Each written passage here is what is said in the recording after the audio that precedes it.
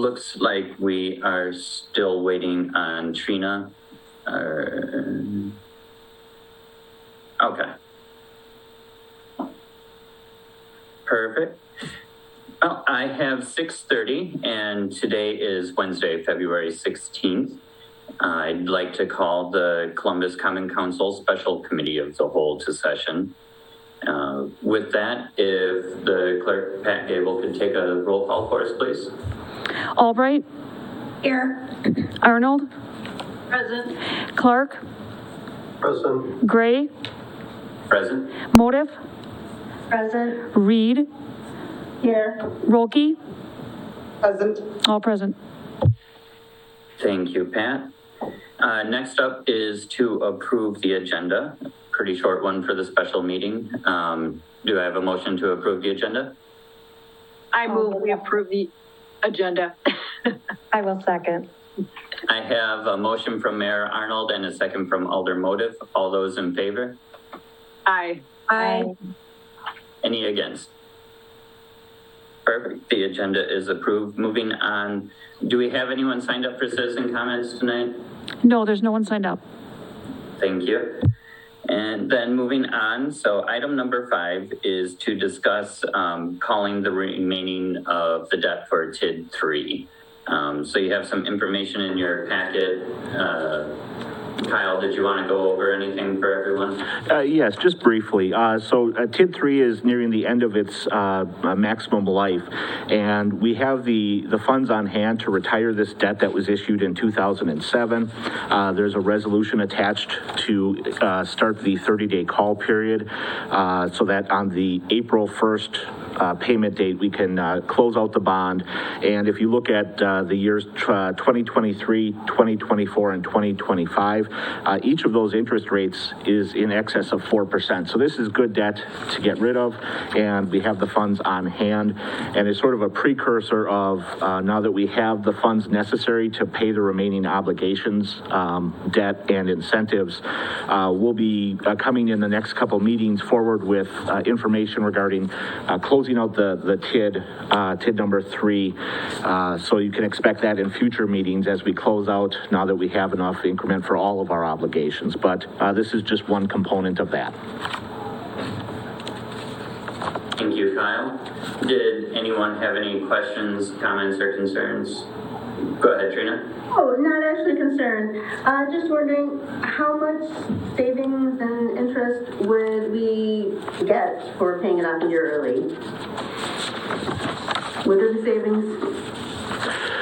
There would be savings. I don't have it in front of me. We're paying off about $255,000 at more than 4%. So it would be $8,000 to $10,000 potentially in the first year, and then a sort of descending rate from there as the principal would be paid down. But one way or the other, there's really no benefit because there's no new expenditures that would be allowed. There's no benefit to keeping that debt out there for TID 3. Thank you. Thank you, Trina and Kyle. Anybody else have any questions, or is everyone comfortable moving this on to the meeting we're having next? Okay, perfect. Then with that, I will take a motion to adjourn. Alder Albright will make a motion to adjourn. I'll second. I have a motion from Alder Albright and a second from Alder Motive. All those in favor? Aye. Then we stand adjourned.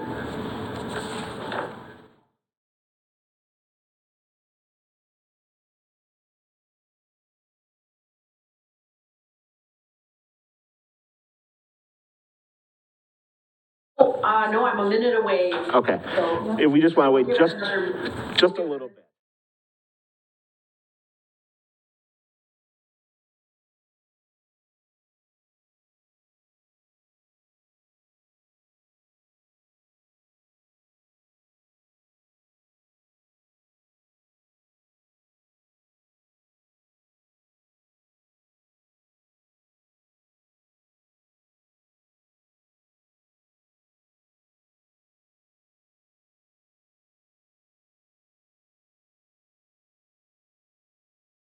the Columbus, Wisconsin City Council. And Clerk Pat Gable will take the roll for this meeting. Albright, Here. Arnold, Here. Clark. Is he still on? He's showing on there, but I didn't Okay. hear anything from him. Motive, Present, sorry. thank you. Motive, Present. Reed, Here. and Roki, Present. all present. So everyone's here, we have a quorum, and if you are able, please stand for the Pledge of Allegiance. I pledge allegiance to the flag of the United States of America and to the republic for which it stands, one nation, under God, indivisible, with liberty and justice for all.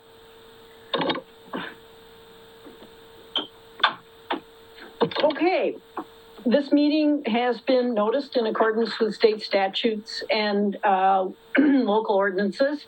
So I'm now looking for a motion to approve tonight's agenda. Alder Motive will make a motion to approve tonight's agenda. Ray seconds. So it has been moved and seconded that we approve tonight's agenda. Is there any discussion? All those in favor, please say aye. Aye. Aye. Anybody opposed? Okay. I don't believe that we have anyone signed up to speak. Is that correct, Pat? That's correct. Okay. So, moving on now to the consent agenda, I'm looking for a motion to approve tonight's consent agenda. Oops, I'm sorry, Alder Moda. I have one small correction on the regular meeting minutes. Okay, We're just missing a number 6 in front of consent agenda. Oh. Minor. okay. And with that, I'll make a motion to approve the consent agenda with the modification of the regular meeting minutes I recommended. Okay. Is there a second? Make a second motion on that? Oh, did you want to, okay, so you want to move with Yep. the, okay. And so it has been moved, and then did somebody second, or are you seconding? Yes, I did. Okay, good.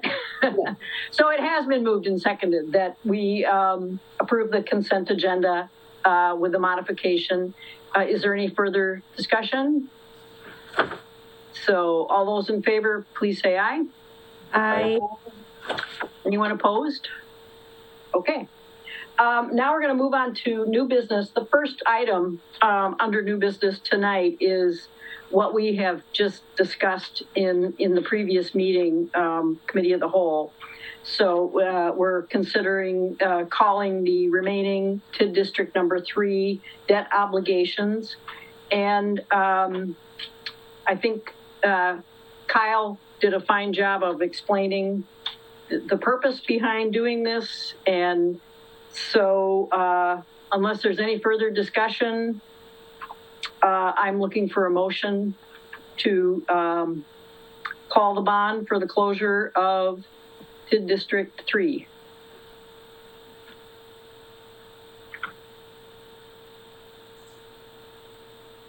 Alder Motive will make a motion to call the bond for TID District 3. Friedel seconds. Is there any further discussion on this before we vote? And we will do a roll call on this item. Clark, Aye. Gray, Aye. Motive, Aye. Reed, Aye. Rolke, Aye. Albright, Aye. motion carries. Great, thank you so much. Moving on to item number 2, it's to consider 2 appointments to the CAAC board and to the Board of Review. I am going to nominate Nora View to the Columbus Area Aquatic Center Board. She's filling an unexpired term, and that will expire in 2024. And I'm also, do we need to vote on these separately, or can we take them together? They could be all together.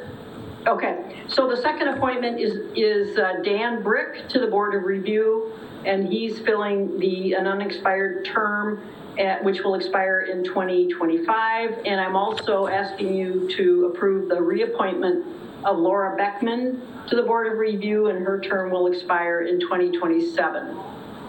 So I am looking for a motion to approve these appointments. Alder Clark makes a motion to approve the mayoral appointments as read. Alder Gray will second. So it has been moved and seconded. Is there any discussion? So all those in favor, please say aye. Aye. Aye. Anyone opposed? Okay, that's great. And moving on, we're going to consider the lease agreement for 1149 West James Street. I wonder, maybe Matt or Kyle would like to jump in here if there are any details they want to make sure we cover before we vote on this one. Sure, I can run through it quick. Okay, thanks, Matt. So we discussed extending the lease at 1149 West James with the current tenant for another year, extending from basically March 1, 22 through the end of, or through to March 1 of 23. And then the lease would just convert into a month-to-month lease with a 120-day notice for either party once the year has been, once the year is up. So I've taken a draft that Attorney Johnson has updated to the tenant. He's agreeable with the terms, and that's what you see in your packet tonight. So any questions on the term, or on the lease?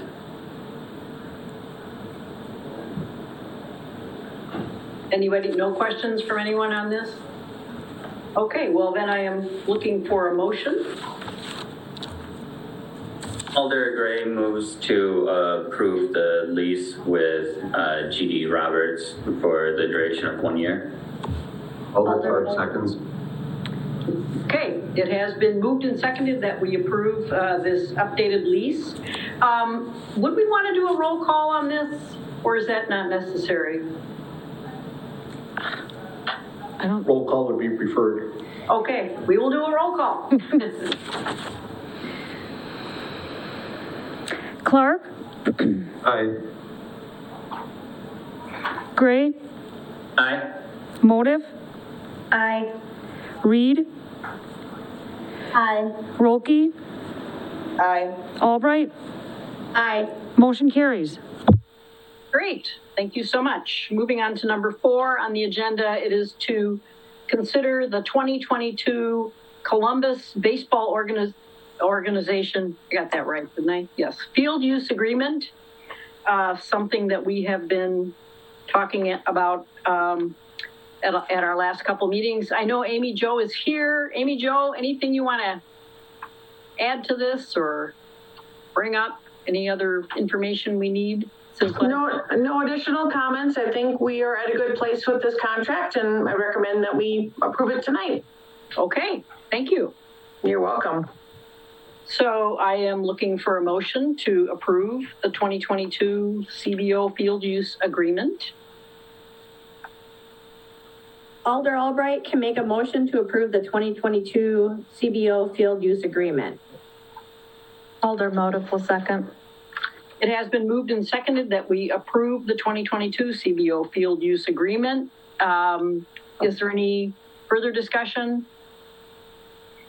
All those in favor, please say aye. Aye. Aye. Anyone opposed? Okay, great. Now we will move on to item number 5 on the agenda, which is to consider the 2022 water management contract with Caraco. And this has to do with the Columbus Aquatic Center, something we've also talked about in our last couple meetings. Again, Amy Jo is here if anybody has any questions about it. If not, nothing new on this one either, Amy Jo, right? Okay. Correct. Thank you. Okay, if nobody has any questions, I'm looking for a motion to approve the contract with Carico. Alder Reed moves to approve the contract for the water management contract with Carico for 2022. Motive will second. So it has been moved and seconded that we approve the 2022 water management contract with Carico, and we'll do a roll call on this one also. Gray, Aye. Motive, Aye. Reed, Aye. Rolke, Aye. Albright, Aye. Clark. Aye. Motion carries. Well, great. Thank you so much. We're going to move on now to number 6 on the agenda, which is to consider the 2022 hazmat agreement with Columbia County. Again, this is something we've talked about in the past, and there's the information in your packet, I think, is pretty self-explanatory. Do you think there's anything, does anyone have any questions on this? Or Kyle, is there anything you want to add to this one? Nothing to add. It's budgeted money and routine annual process we go through. Okay. And we'll do a roll call on this also. Well, first of all, let's have a motion. Sorry, got a little ahead of myself there. So I'm looking for a motion. Reed moves to approve the 2022 hazmat agreement with Columbia County. Gray seconds. Okay, it has been moved and seconded that we approve the 2022 hazmat agreement with Columbia County. Is there any discussion? Okay, and now we'll do a roll call. Motive, Aye. Reed, Aye. Rolke, Aye. Albright, Aye. Clark, Aye. Gray. Aye. Motion carries. Great. Okay, now we're going to move on to number 7. And this is to consider ordinance number 765-22, an ordinance to create Chapter 2, Article 4, Division 11 of the City of Columbus Code of Ordinances, creating an ethics committee. I know I maybe I'm going to just have either Kyle or Paul jump in here, because I know we can suspend the rules if we do 2 readings of this. Okay, Paul. You have 2 options for this ordinance. If you wish, you can waive the readings of the ordinance, and you can suspend the rules as required by the ordinance, and then you can vote on this tonight. That requires 3 separate motions: 1 to waive the reading, 1 to suspend the rules, and 1 to approve the ordinance.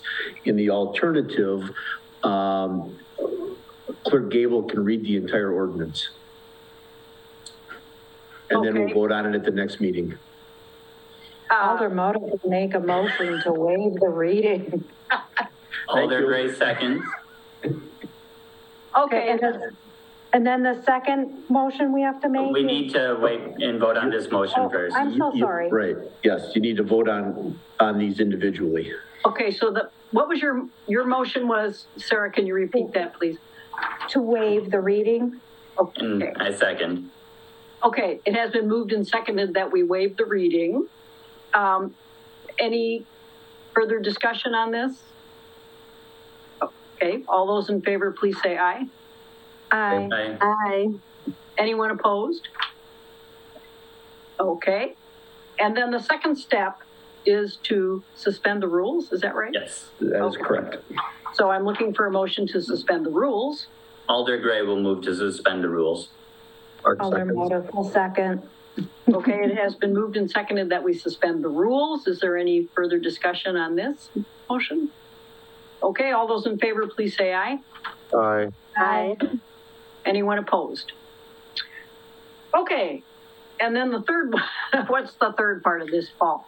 To adopt the ordinance. Okay, good. So we got to that point. So I am looking for a motion to adopt the ordinance. Alder Motif would like to make a motion to adopt ordinance 76522.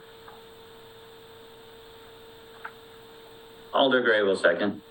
It has been moved and seconded that we adopt ordinance number 765-22. Is there any further discussion? All those in favor, please say aye. Aye. Aye. Aye. Anyone opposed? Okay, that passes. Thank you so much.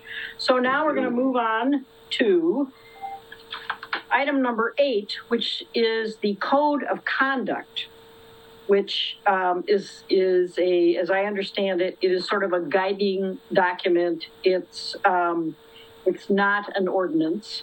That is correct. And something we certainly have spent a good amount of time on, which I think is a very good thing.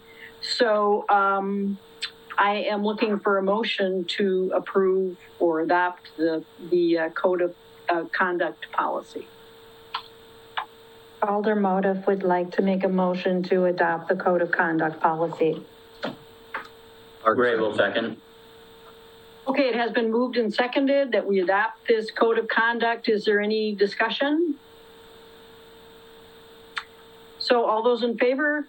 Oh no, right, we're okay on this one. All those in favor, please say aye. Aye. Aye.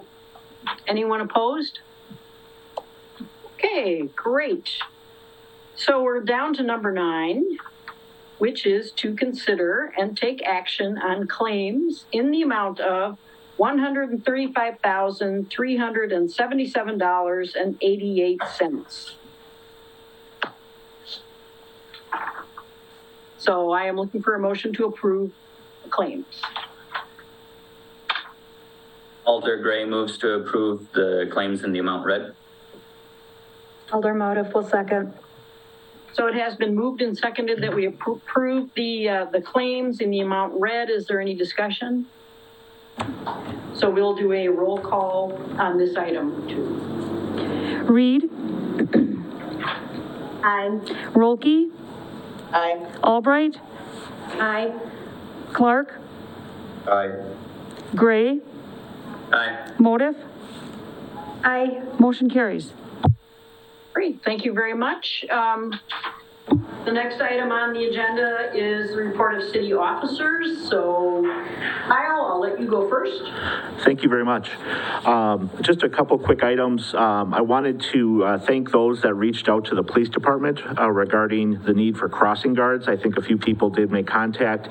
There is still somewhat of an urgent need, and we're having to have our police officers cover those, and that does provide less protection and coverage in the other school zones. So please, again, if you have any time that you could consider helping us out in the mornings or the afternoons, even very infrequently, please contact the police department if you have that availability. That would really help out and make for a better school transportation route for the kids.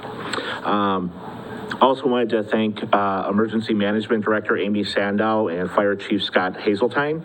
They're hosting right now, and they arranged 3 days of in-person FEMA training, which has been really hard to come by for the past couple of years. And we've had people coming in now from across the region here to receive this training, several city staff. So I just wanted to thank them for their efforts in getting the training here and hosting it, because it is sort of a breath of fresh air to actually get back into an in-person session. Also, a quick reminder that Amy Jo has a new recreation director's office that's up at the community center. So if anyone needs to see Amy Jo or drop off forms, you can stop up and see her there. There is also a sign and a external drop box on the outside of the building in case you need to drop something off and it's outside of hours. So that is where you can find Amy Jo. And lastly, we did receive a couple RFP responses for the compensation and organizational review. We're reviewing those right now, and we expect to bring that to the Committee of the Whole on March 1st for more discussion. So just wanted to sort of preview that, and that's all I have. Okay, thank you, Kyle. I recently received an email from the International City County Management Association, ICMA, and I'm going to actually read it to you. It says, I am pleased to inform you that Mr. Kyle Ellison, City Administrator of City of Columbus, recently received the International City County Management Association's Credentialed Manager Candidate designation. He will become an ICMA Credentialed Manager on May 1st, 2022. Mr. Ellison is one of over 1,400 local government management professionals who participate in the ICMA voluntary credentialing program. To be credentialed by this organization, a member must have significant experience as a senior management executive in local government, have earned a degree, preferably in public administration or a related field, and demonstrated a commitment to high standards of integrity and to lifelong learning and professional development. The credentialing program is based on the ICMA Practices for Effective Local Government Leadership. So, congratulations, Kyle. This is quite an honor. We appreciate all your hard work. Thank you. Okay, you're probably aware that usually we meet on Tuesdays. We didn't meet yesterday because it was a primary election. And I actually worked the polls in the afternoon. And I want to thank City Clerk Pat Gable and Deputy Clerk Jane Foodie, as well as all of the other poll workers who helped the local election process to run smoothly and efficiently. And if you ever have any questions about how elections run in this country, I strongly recommend that you sign up to be a poll worker, and you will be as impressed as I have been the number of times that I've worked at the polls by how careful everybody is, how the process is so meticulous, and it's just a really great way to meet some other nice people too. So I want to congratulate all the winners of the primary. They will go on the ballot on the April 5th election, and so that's also the first Tuesday of the month, and so our first April council meeting is going to be held on the Monday, the night before, April 4th, due to the spring election. I also want to put in a plug for the next stormwater utility listening session. It's going to be held Tuesday, March 8th at 6:30. Do we have a location yet? Has that been nailed down? Yes. High school? Oh, Yes, good. it will be So at the high school. I think if you're curious about the renovations at the high school, you can kill two birds with one stone, show up for this great listening session, and you'll learn so much and get a peek at all the wonderful changes to the high school. Also, I want to stress that if people have questions about what this all means, there is a lot of really good information on the city's website. I checked it out tonight before the meeting. If you just, in this little search thing, just put stormwater utility, a lot of good information will come up for you. And I know that if people have questions that they want answered at the next listening session, they can, I'm assuming, contact somebody at City Hall. Is that the best way to get a question to the committee? Yeah. Anybody from the committee want to- Yes, they could definitely contact me. My phone number is, they could just actually call City Hall and ask for me.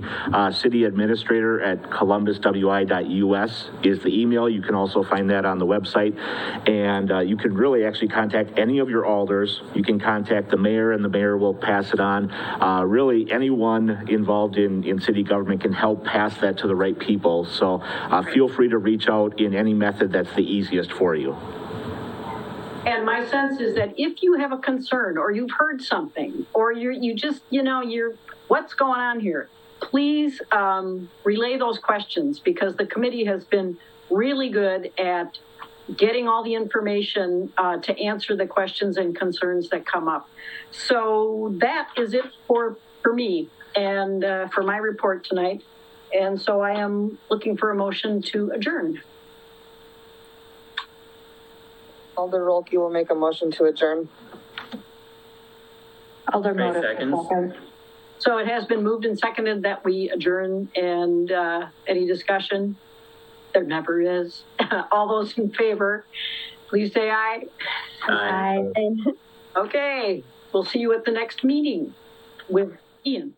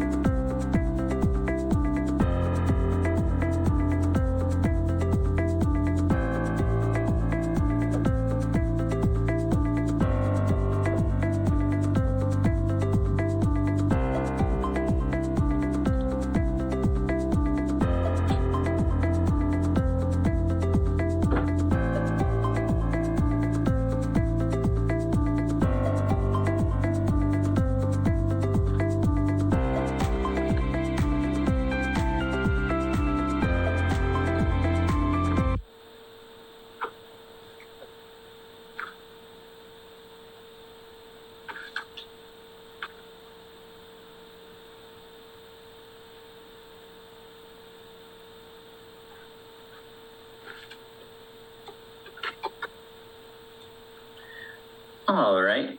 Well, I'd like to welcome everybody back to the Columbus Common Council Committee of the Whole. I have 7:05 today on February 16th. Yeah, I'm skipping ahead a whole month. So with that, Pat Gable, could you take a roll call for us, please? Albright, Here. Arnold, Here. Gray. Present. Did I say Clark? Did I say Clark? Michael Clark? I don't know if I called you or not. I'm sorry. You didn't, it's okay. I'm here. Oh my gosh. Motive, Present. Reed, Here. Rolke, Present. all present. Thank you. Next up is to approve the agenda. Is there any discussion? If not, I'll take a motion to approve the agenda. I move we approve the agenda. Agenda. I have a motion from Mayor Arnold, and I'll take that as a second from Alder Rolke. That works for me. All those in favor? Aye. Aye. Perfect, thank you. And I don't believe we have any citizen comments tonight, do we, Pat? We have none. Thank you. Then moving on, in your packets, you'll find reports from the DPW, the fire department, the library, Lifestar, the police department, and the treasurer. They're pretty lengthy reports. Did anyone have any questions, comments, or anything on those? All right, seeing none, we will move on to item number 6. Review the R&M task order for State Highway 89 Construction Administration. Jason, is that something you wanted to kick off for us, or who wants to? Can, unless if Kyle wants to do a quick introduction, either way. Okay. Go ahead, Jason. I think it's pretty self-explanatory. Yeah, so this would be the task order for the upcoming State Highway 89 project that's associated with the roadway construction. And this project's been going on for many years, and every year we kind of do a task order to kind of further the design throughout that calendar year. Just because we don't know timing and some other logistics with what the project ultimately looks like, we held off on doing a task order for the construction piece, just simply because these projects are drawn out over many years. And so we're kind of at that kind of doorstep right now. The project was bid on February 8th. We do have an apparent low bidder, and the DOT is just finalizing and approving that contract. So we know that there's going to be a approximate May 1 start. And so we're kind of getting a little closer. So we brought this before you tonight for consideration at the COW. And what this task order includes is a couple parts. Primarily, the DOT in building the road and the storm sewer will be doing construction observation with their staff for this project. But they don't for the public utilities, so the sewer water components. And so the city obviously wants to ensure that the contractor is following specifications and doing that. So these services are for Rupert Melke to be on site to handle that construction administration and inspection for the sanitary sewer primarily. There are a couple other parts of this task order that we threw in there, and these kind of mirror what we did for James Street when we built James Street back in 2017. We know there's going to be some general DOT coordination meetings. There's going to be things that pop up. They're going to need information from the city, probably project related, specification related, engineering related. So we kind of have that in there as a placeholder. We prorated the cost spent on James Street because this is a smaller project, so we scaled it back. We think, we're just estimating right now it's about $17,500 approximately. We do this on an hourly basis, so if we aren't needed, we're not spending that money. So it's just kind of a placeholder right now. The sanitary construction piece, so the phase 2, that will be to have our personnel on site, do the documentation, answer questions, that type of thing.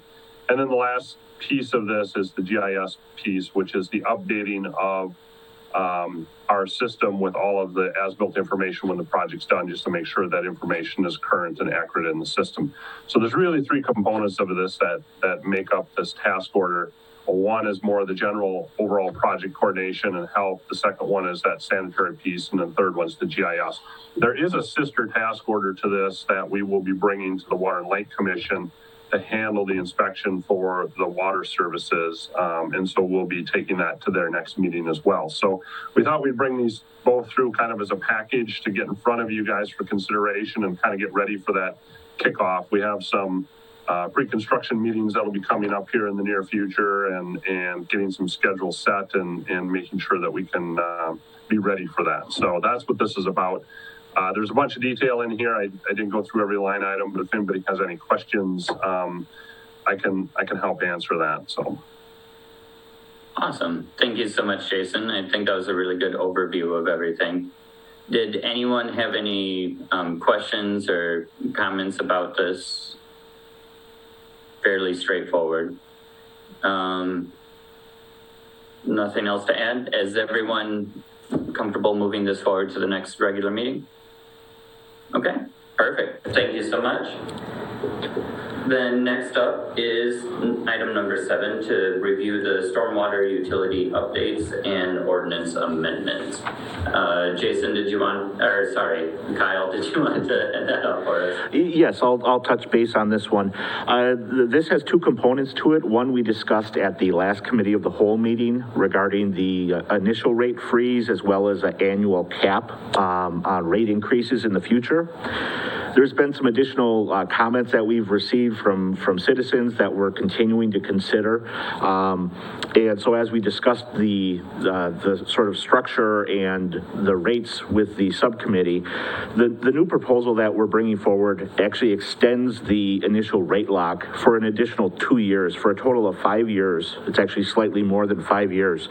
So that would allow no increases to occur to the initial rate until after January 1st of 2028. The annual rate cap of 3% would remain as previously proposed. So that's the first element, and there's just a slight change from what we talked about 2 weeks ago, so we'd like that to be considered. It actually tightens it up just a little bit more. The second issue has to do with the billing, because there were some questions about the billing and how the billing was going to be applied, and how the ERUs were going to be split out, or the equivalent runoff units were going to be split out. And when Rupert Milky did their initial planning, the intent was always to collect the number of ERUs that were in the city across the parcels versus collecting the same ERUs twice, depending on the number of users. So what we did was came up with an ordinance revision that essentially locks that in a more clear way. So there's two components, one being the single family and two family setups. Single family would be just one ERU, and the two family residence would be an ERU of 0.6 per unit. So for the total two family, it would be 1.2 ERUs. That would be billed monthly by Columbus Water and Light. Then for the non-residential properties, which tend to be the larger, more complicated parcels with many more ERUs, those are going to be billed by the city at least quarterly, and we're going to take the ERUs across the entire parcel and then send a single bill to either the owner or responsible entity, depending on the property type. So in this way, there should be no double collection of ERUs, and we really feel like it locks it in what the original intent was, so that hopefully that alleviates some of those concerns that we've been hearing from residents. And I think that's another plug for the great feedback that we've been getting from people, and we're definitely listening. We're trying to address the questions and concerns that are out there, and I think what we've come up with here does that. So I do want to thank the subcommittee, obviously, for helping to sort of correlate the comments into something that translates to a nice amendment that makes the stormwater utility better, but also to the people that are giving us the comments, because they're really invaluable in this process, and many of the changes and improvements we've made have been directly attributable to them. So thank you to the people that are participating. Thank you so much, Kyle. And I do believe that this does clarify quite a few of the concerns. And again, I would like to thank everyone that is commenting in the subcommittee. I think we are coming down to something that's great and very clear and concise. So thank you to everyone. Did anyone have any questions or comments on this? I am seeing none. So is everyone comfortable moving this amendment forward to the next regular meeting? Yep. Lots of nodding heads. Great. So then, number 8 is to review the country club parking lot. Let's see. Matt, did you want to head that off for us? Sure. So the Columbus Country Club is in the process of getting bids to redo their parking lot. As we were kind of talking things through with them, looking at the terms of their lease, we discovered that technically any sort of capital improvement needs to be approved by Plan Commission and then Council. So per the terms of their lease, this project is coming forward to Council. Plan Commission has already reviewed the project as far as the design, with it being basically a mill and overlay of their existing lot. The proposed design actually will meet our zoning code and our standards, and has Plan Commission approval from the February 10th meeting.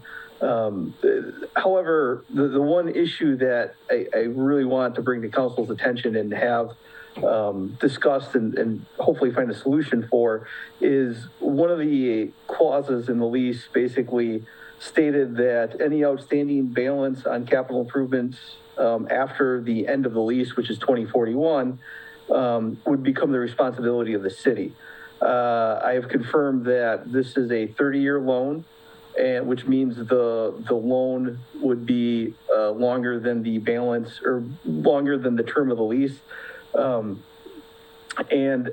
as such, I think it would make sense for council to potentially amend the terms of the lease so there isn't any debt that outlasts the term of the lease. So with that, I wanted to, I guess, get some discussion from council, and we do have Ryan Duffy, who represents the Country Club here tonight. So with that, any questions, please? Thank you, Kyle. That's an excellent point to bring up. So I'm glad that we're discussing that. I'm sure it was just an oversight, but that's a good thing for us to discuss. Shelley, I saw you had your hand up right away. So, okay, so the lease ends in 2041. So is there potential for them to renew this lease? Obviously, I would imagine, right? I would think so, yeah. Okay, so that was gonna be my next question. I was curious, do we have a rough idea how much it costs to redo a parking lot? Because I'm thinking for a 30-year loan, that seems outrageous to me. And I'm just wondering if anybody has any kind of idea how much that costs. Brian can jump in here, but I think the bids I saw ranged right around the like 170,000. Is that right, Ryan? I can jump in here, Matt. I want to clear a couple of things up about the loan that I mentioned to you, Matt, with the idea that that 30-year loan that I was talking to you about is actually an EIDL loan or an SBA loan that we got through the COVID, through the pandemic here. With the idea that we aren't actually taking a specific loan out to pay for this parking lot project, which the last bid we had was in the $80,000 range. Oh. So the intention is to actually pay for the project out of the funds that we've secured through EIDL SBA loan. So I guess it would be my understanding that if there's no note attached to this project at the expiration of the lease, or if we should decide not to, re-up, which I don't see any reason why we wouldn't, but there would be no loan, or there would be no loan attached to this project specifically. It would be paid off in full upon completion. Thank you very much, Ryan. That changes things completely. So I think it's kind of a non-issue, honestly. Did you want to weigh in at all, Paul? No? Okay, that's fair enough that you don't want to. No, I wanted to stress the point that there's a strong possibility that the lease will be renewed instead of just letting it terminate in 2041. It would be the hope that it would be renewed for a much longer period of time, hopefully. Right, but since the funds that are paying for it are coming from a loan that's not attached to anything, so the city would not have any debt incurred if the loan wasn't paid off for the parking lot after the lease. Is that my understanding, Paul? Well, I think that will depend because, I mean, it says capital improvement project or loan therefore. So that is a little bit gray as we sit here right now. I think, I agree with Ryan that it's not, there's not going to be a specific connection, but if there's an outstanding debt on the golf course, if and when the lease terminates, that's going to end up coming back to the city, is my guess. So it would certainly be hoped that if and when the lease terminates, there is no debt. That is something that would need to be matched up. Is that something we can make an amendment to now, or is that something that has to wait till 2041? I'm sorry, the debt. I mean, it doesn't make sense to me to continue or, to have a lease that says we're going to take on debt. Well, it's not necessarily that you are, well, I guess I'm not sure the best way to explain this. I mean, the Columbus Country Club is an entity by itself. Mm-hmm. And so they have the ability to take out their own debt and if they pay for it, that's fine. If it's a capital improvement project, though, the lease says that the city is going to pick that up because the property is going to end up coming back to the city. So, I mean, that's why it's in there right now, is because the city still owns the land. So if there's a new parking lot, and in this example, if there's a new parking lot and the golf course goes defunct or gives up its lease or whatever the case might be, the city will have the benefit of that parking lot. Yep. I'm not exactly sure.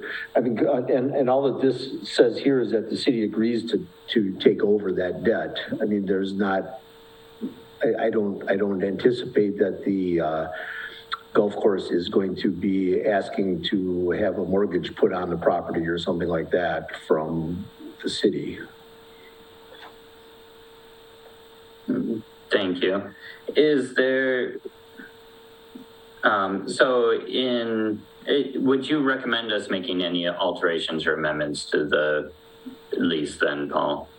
I don't really think well, if you're comfortable with what we were just talking about, that, if it's a capital improvement, that the city would take over any excess, you can certainly amend the lease to basically say, the lease, if the lease is, well, you could take that paragraph out.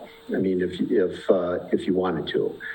That just makes it clearer that the golf course is going to stand on its own for any capital improvement projects that are out there, and the city's not going to back it up. Which is basically what it is now. So. Right. Yeah. I personally don't feel a strong need to do that, especially based on the type of loan. It's not coming directly. But what are the thoughts of the council? I have mixed feelings, to be real honest. I want to be as supportive of business as possible, but if they're going to do a capital improvement project that we could potentially be liable for, is there some way to put that we need to give our seal of approval on it or something before we absorb? Well, you already have that, because that's why we're having this conversation right now. I mean, that is the process. But I meant on the capital improvement project. What am I missing here? The lease agreement requires any capital improvements to be made by the golf course to be brought to the plan commission and the council for the purpose of this conversation. Right. That's what I missed. Okay. Yes, Right. to make sure that, if they were gonna build $1 million clubhouse and the lease was gonna expire in 10 years, you'd probably be having some serious reservations about that. Right, Right. right. So Yeah, this is the process working perfectly. Yeah, I think in this scenario, I personally have no reservations on leaving everything as it is. But what does everyone else think? Go ahead, Shelley. You're on mute. So I agree for this scenario, it's fine to leave it as is, but I'm kind of, in the opinion that I agree. I don't think that we should be held responsible for any kind of potential debt if and when they decide we were going to cancel the lease. I guess I just would, that would be unfortunate. I wouldn't want to be taking on debt if for some reason they decide to cancel, to end the lease with us. So I want to clarify that it's only outstanding balance on capital improvements that we could potentially be liable for after the lease. And this is city property. I don't know if everyone completely understands that. Right. So it's basically, if there's still debt from a capital improvement on the city-owned property after their lease is done, the city would be responsible for it. If they weren't there, the city would have been paying for the capital improvement. And so just so we're all on the same page. I'm more comfortable understanding that it has to go through plan commission and council first, because that would give the administration at the time the opportunity to judge the time frame and if we would be incurring a high risk for any debt. Right, and it's not all debt. If the country club needed to take out a loan for another purpose, if it wasn't an actual capital improvement, the city would not be responsible for that debt. It's not all debt incurred by the country club. This is a debt that could potentially be liable to the city afterwards because it is a capital improvement. It's a parking lot. If that makes sense. Oh, that's exactly how it's supposed to work. And the last key to the whole thing is that the city has to approve it initially. That's written right into the lease. So if they were, if they went and put this parking lot in and didn't ask the city for its consent, the city wouldn't be responsible for picking up the debt. So the whole key is what was just said, is basically that you are analyzing this now for the future. Mm-hmm. Great. Thank you so much, Paul. I have no problem moving forward with this. This is low risk, in my opinion. I agree completely. Same here. Yeah, I feel like, this is adding a very stationary value to the property, that the, city could recoup in the future if it needed to, actually, if the lease was broken and the city needs to, sell off or release. I think it adds a permanent value, fairly permanent. Thank you, Michael and Trina. Does anybody else have anything to add? I'm fine with it. Thank you, Mayor Arnold. Is everyone okay moving this forward as is? See a lot of nodding heads. Okay, perfect. Thank you so much for being here tonight, Ryan. Guys. Next up is item number 9, to review standard operating procedures for project sponsors. We have, is Amy Jo still here? Matt is here. Yep. I know Amy Jo and Matt were working on this for quite some time. It was very apparent in our CHLPC meeting, so I appreciate all the work that you guys have done in this. Mm-hmm. If you want to kick that off for us, Matt? Sure. So in your packet, you have a 3-page document along with the memo.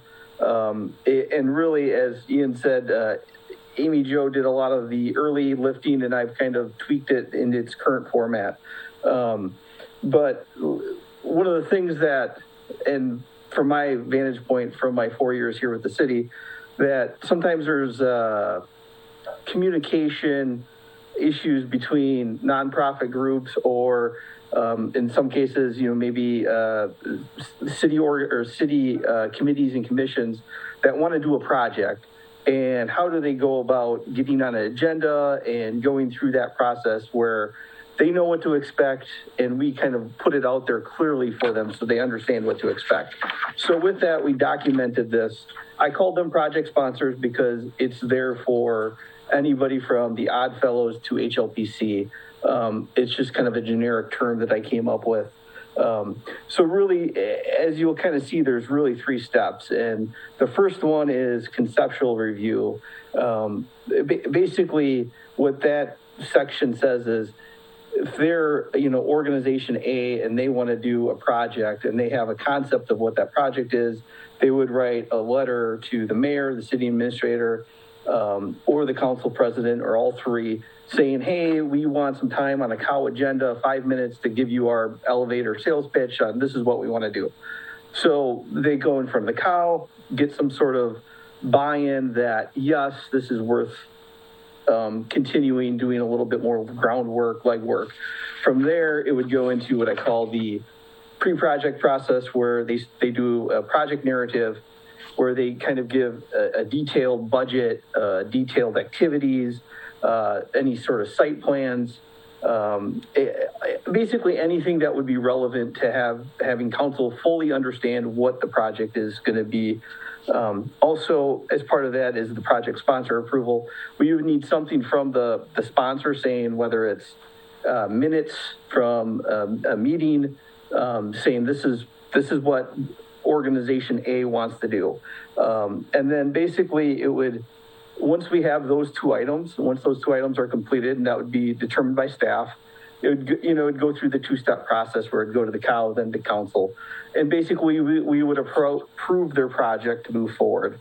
And then the 4th step would be if there's any changes after it's been approved, it's got to come back to the COW, just to basically say, hey, are we okay with those changes?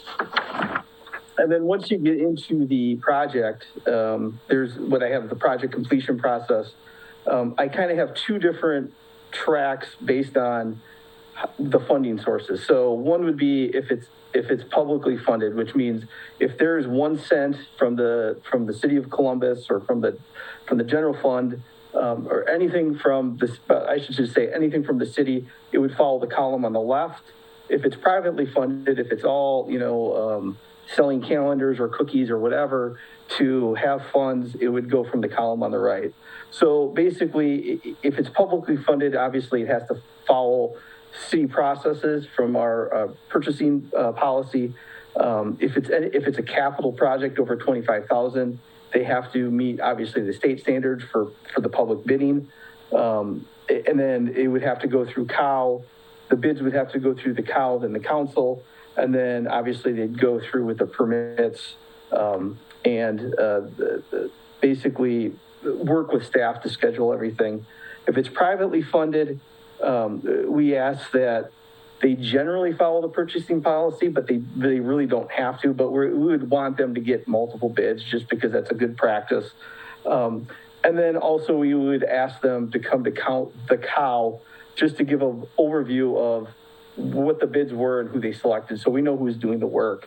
And then it would also go to the kind of the same, obtain the necessary permits and project, and working with staff to make sure you're getting in buildings if you need to get in buildings, or whatever you have to do, you're doing it properly.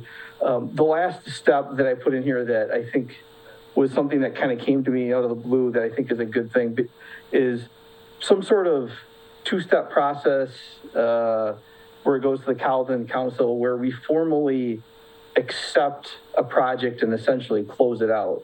Because I feel like there's a few projects out there where it's like stuff has happened, but it has never really been officially accepted, or I guess recognized by council. But essentially, this was the draft I came up with, as I said, with the assistance of Amy Jo. And really tonight, what I wanted to get was some sort of feedback before this becomes something that we share with potential project sponsors. I anticipate once council approves this, that we'll share it with the, HLPCs, Kiwanis, Oddfellows, all of the groups that have done projects in the past, 5 years and seemed interested in doing future projects. So I guess with that, I'll put it up for discussion and questions and probably correction of typos, so. Awesome. Thank you so much, Matt. And thank you so much for yours and Amy's hard work on this. I think it's an invaluable resource to all of our commissions and committees and all of the nonprofits or anyone that wants to do things within the city. So it clarifies things, it gives them a direction in how to do things, because it's not always clear on exactly the procedure you're supposed to take as one of those groups. So this will definitely be an awesome resource for them moving forward. Shelley, it looks like you had something. I did. And I don't know if you know this off the top of your head, could you just give us an example of a project that might have happened? I mean, I've only been on council for less than a year, so is there some point of reference that you could provide that I could, see or whatever? Yeah, so since you've been on council, Shelley, a good example would be the HLPC redoing the windows. You've been on council for that, right? At the pavilion? That's an excellent example of this procedure of how they would bring it to council. They need to get bids, everything of that nature. The HLPC was fundraising sources and had that accomplished. That would be an example that I think everyone currently on council could remember. Okay, sounds good. The only thing I had stuck in my head was the Ennepack Park, thinking that maybe that was a project that might have fallen under something like this too. So, okay. That would fall under this. The Rest Haven is another one where I know HLPC came back to the COW not that long ago to ask for permission to do an enhanced scope and do more than what they originally thought. So those are a few that come to mind. So. Okay. All right, thanks. I understand. Yep. And I would also note that I think we're going to probably develop something that companions this, that's more tailored to events. We recently saw an ordinance that was passed in a different community that gave guidance for events of a certain size on procedures, and I think that's probably something that would be helpful as well. I agree. I think that is something that could be helpful. But as far as the standard operating procedures for project sponsors goes, does anyone have any questions or comments or alterations they think? I think it's it's really well done. I'm very happy with all the work you put into it. Thank you. Everybody okay with moving this forward? So this would go out to all of the groups wishing to do things so that they understand how to do it in the future? Yeah, Lots of nodding heads, hand a thumb up. Oh, thank you, Trina. Perfect. Then with that, we will move on to item number 10. Review the Rotary Park Shoreline Grants. Let's see here. Jerry, did you want to speak to us about that, or? I can run through it real quick if you want me to. The Rotary Club of Columbus Fall River applied for a grant. The grant is designed to do some shoreline stabilization work in Rotary Park. The stabilization work is designed to minimize erosion and sediment feeding back into the Crawfish River and the Udi Dam Mill Pond area. The grant is designed to have Columbus do a portion of the work in-house, machine operators, laborers.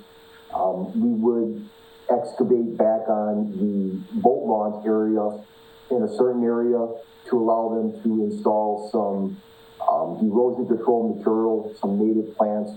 Their plan is all approved by the DNR. They would be installing it as per spec by the DNR. Basically, we're looking to the council for approvals to move forward on this, having the work done through the city of Columbus, DPW. This work is designed to be started and I believe mostly completed by May of this spring. I don't believe the grant was applied for until summer of last time is when we were first aware of it and we just haven't gotten to it, but the work would be commencing this spring. It's pretty straightforward. Again, basically just confirming that the city would approve and like us to move forward with this work. It would probably beautify the area and help in stabilizing some of that shoreline work. We have attached the actual grant itself that provides a map of the area with a couple pictures with some arrows pinpointing the exact work that will be, the area that we'll be working on.